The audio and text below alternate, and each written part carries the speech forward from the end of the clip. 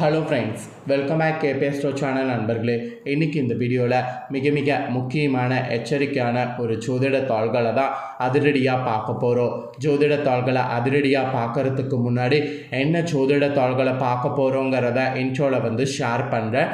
அதை முதல்ல இன்ட்ரோவில் தெரிஞ்சுக்குங்க. தற்போது 2025 ஆண்டு நடந்துகிட்ருக்கு.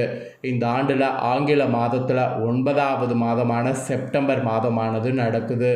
இந்த செப்டம்பர் மாதம் சாதாரண மாதம் கிடையாது. ஸோ தெய்வீகமான மாதம் என்று சொல்லலாம். அப்படி என்ன இந்த மாதம் தெய்வீகமான மாதம் அப்படின்னு கேட்குறீங்களா? இந்த மாதம் பார்த்தீங்கன்னு வச்சுக்கோங்களேன், ஆன்மீக ரீதியாகவும் சரி ஜோதிட ரீதியாகவும் சரி நிறைய முக்கியமான நாட்கள் வரும். அதனால் இந்த மாதம் அந்த மாதிரி முக்கியமான மாதமாக குறிப்பிடப்படுது.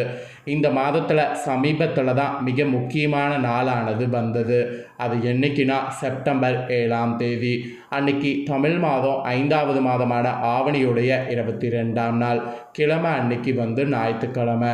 இந்த நாள் ஆவணி பௌர்ணமியானது வந்தது. ஸோ வந்த இந்த ஆவணி பௌர்ணமி சாதாரண ஆவணி பௌர்ணமி கிடையாது. கிரகணம் நடந்த பௌர்ணமி நாள், அதாவது சந்திர கிரகணம் நடந்த பௌர்ணமி. ஸோ இந்த பௌர்ணமியுடைய சூத காலமானது அடுத்த 15 நாட்களுக்கு இருக்க போகுது. இந்த 15 நாட்களுமே ஒவ்வொரு ராசிக்கும் ஒவ்வொரு மாதிரி பலன் கிடைக்கும். அப்படி கிடைக்கக்கூடிய பலனை அந்தந்த ராசிக்காரங்க தெரிஞ்சு பயனடையணுங்கிறதுனால ஒவ்வொரு ராசிக்குமே என்ன மாதிரியான பலன் கிடைக்குங்கிறத ஷேர் பண்ணிட்டு வரேன். அதில் இன்றைக்கி இந்த வீடியோவில் தனுசு ராசிக்காரங்களுக்கு ஷேர் பண்ண போகிறேன். தனுசு ராசியில் பிறந்த நேயர்கள் இந்த ஒரு வீடியோவை ஸ்கிப் பண்ணாமல் பாருங்கள். உங்களோட ராசிக்கு இந்த பௌர்ணமியுடைய சூத காலத்தால் என்ன பலன் கிடைக்குங்கிறத தெரிஞ்சு அதற்கேற்ப நடந்து பலன் பெறுங்க.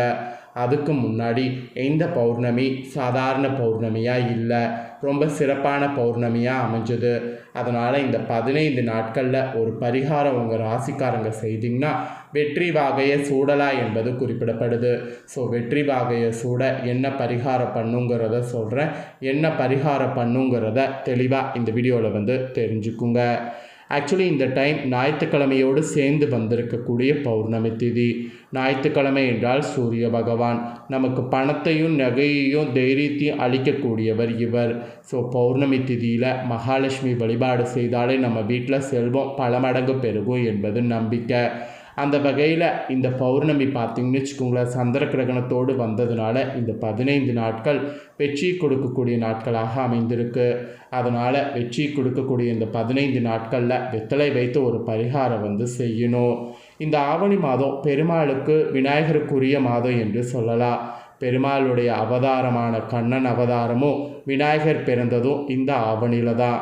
அதனால் சக்திகள் நிறைந்த மாதம் என்று சொல்லலாம். இந்த மாதத்தில் பௌர்ணமியும் சந்திர கிரகணமும் ஒரே நாளில் 15 நாட்கள் சூத காலமாக வந்திருக்கு. இந்த 15 நாட்களுமே சக்தி நாட்கள் தான். இதில் எளிமையான இந்த ஆன்மீக சார்ந்த பரிகாரத்தை செய்ததுனால உங்களுடைய லைஃப் நிச்சயமாக மாறும்.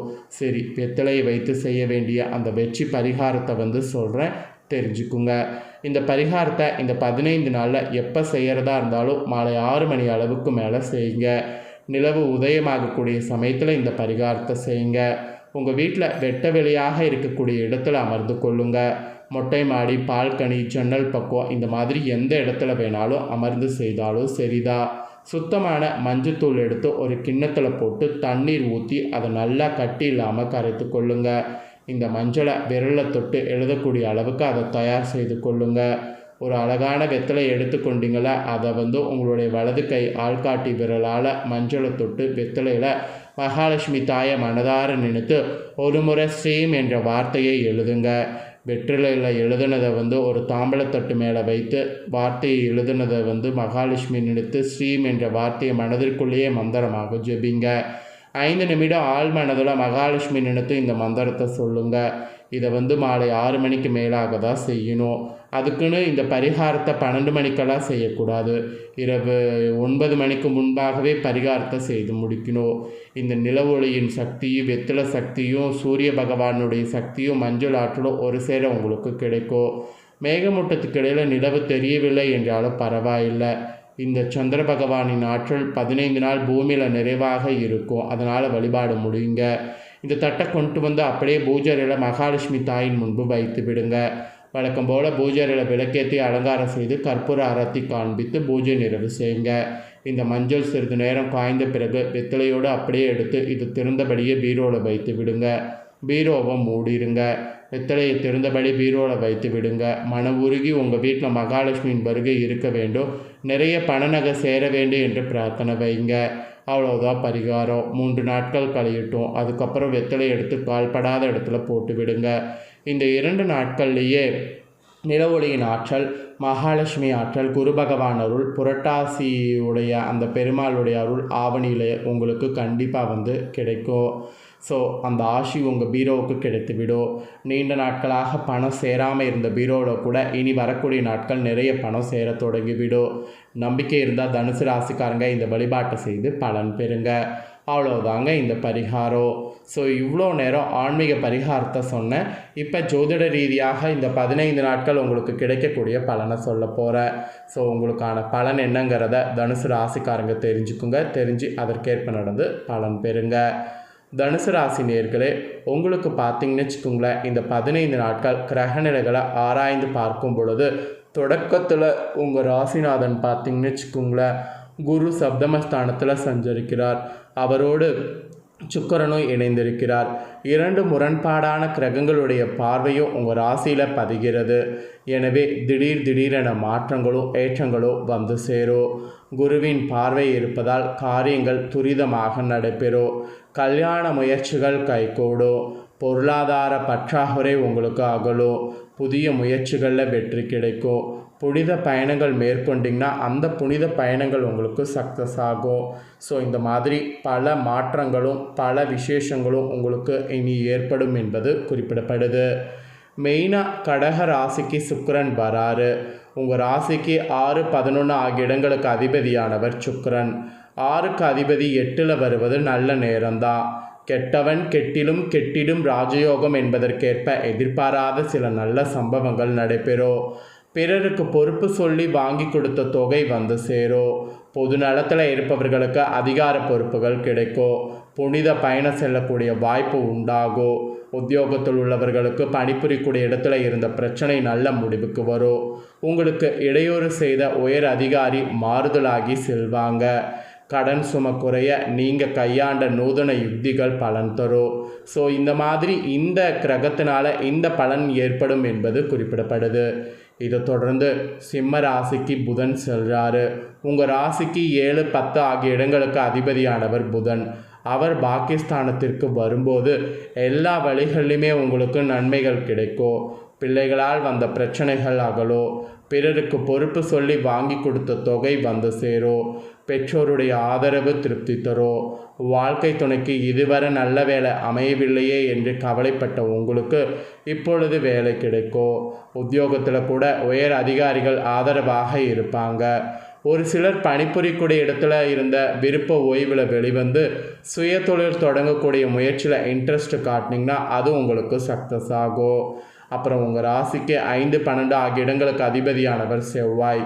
அவர் லாபஸ்தானத்திற்கு இந்த 15 நாளில் வரும்போது சொத்துக்கள் வகையில் லாபம் உண்டாகும்.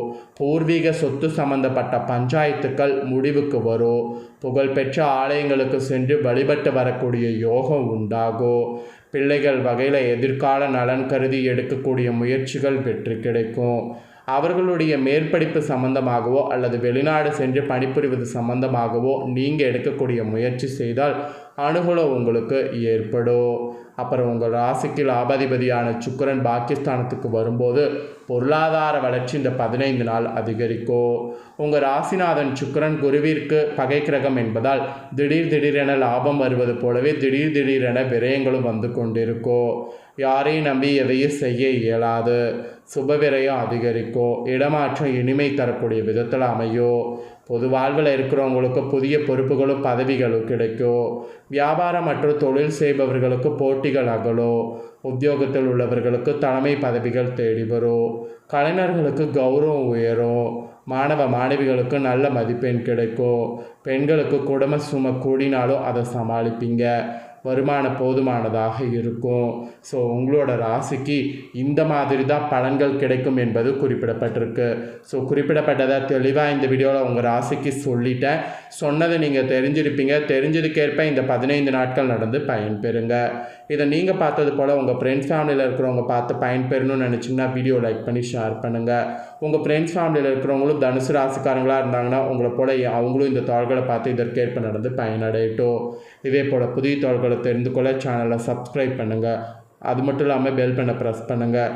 வேறொரு வீடியோவில் மீண்டும் வந்து உங்களை புதிய வீடியோவில் சந்திக்கிறேன். தேங்க்யூ.